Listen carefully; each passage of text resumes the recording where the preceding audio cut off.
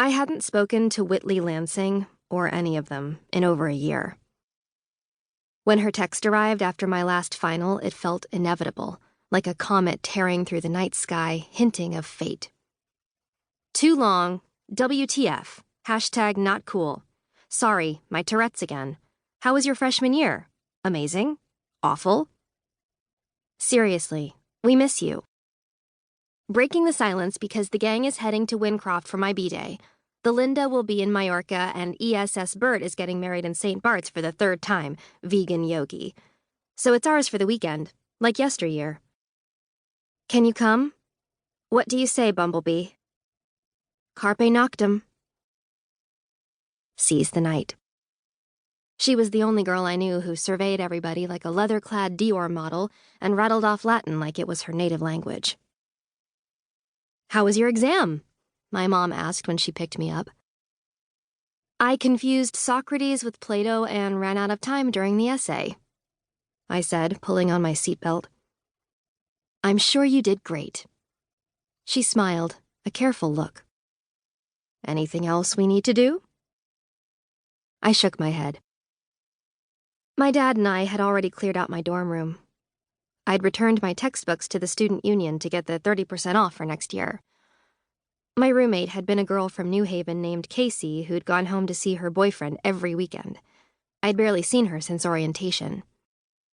The end of my freshman year at Emerson College had just come and gone with the indifferent silence usually reserved for a going-out-of-business sale at a mini-mall. Something dark's a-brewin', Jim would have told me.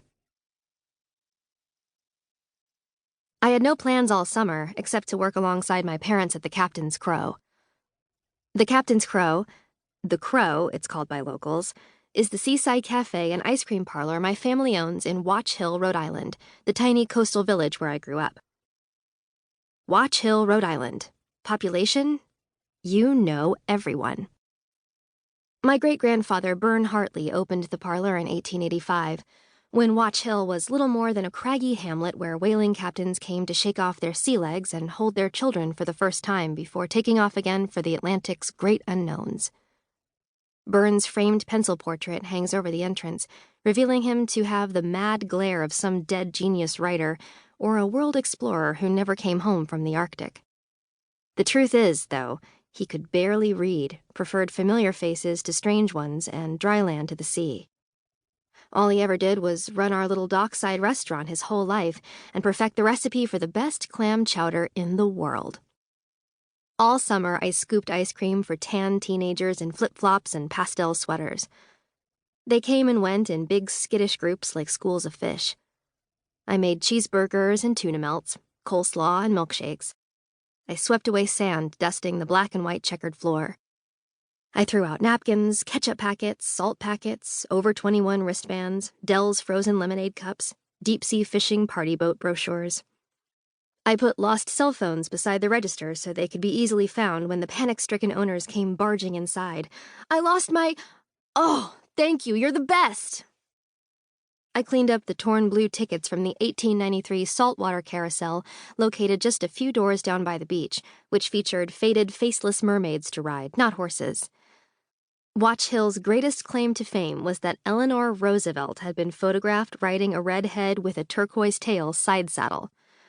It was a town joke how put out she looked in the shot, how uncomfortable and buried alive under her plate tectonic layers of ruffled skirt. I cleaned the barbecue sauce off the garbage cans, the melted wreck rummage off the tables. Wreck rummage was every kid's favorite ice cream flavor, a mashup of cookie dough, walnuts, cake batter, and dark chocolate nuggets. I Cloroxed and Fantasticed and Mr. Cleaned the windows and counters and doorknobs. I dusted the brine off the mussels and the clams, polishing every one like a gemstone dealer obsessively inspecting emeralds. Most days I rose at 5 and went with my dad to pick out the day's seafood when the fishing boats came in, inspecting crab legs and fluke, oysters and bass, running my hands over their tapping legs and claws, barnacles and iridescent bellies. I composed song lyrics for a soundtrack to a made-up movie called Lola Anderson's Highway Robbery, drawing words, rhymes, faces, and hands on napkins and takeout menus, tossing them in the trash before anyone saw them. I attended grief support group for adolescents at the North Stonington Community Center. There was only one other kid in attendance, a silent boy named Turks, whose dad had died from ALS. After 2 meetings, he never returned, leaving me alone with the counselor, a jittery woman named Deb who wore pantsuits and wielded a 3-inch thick book called Grief Management for Young People.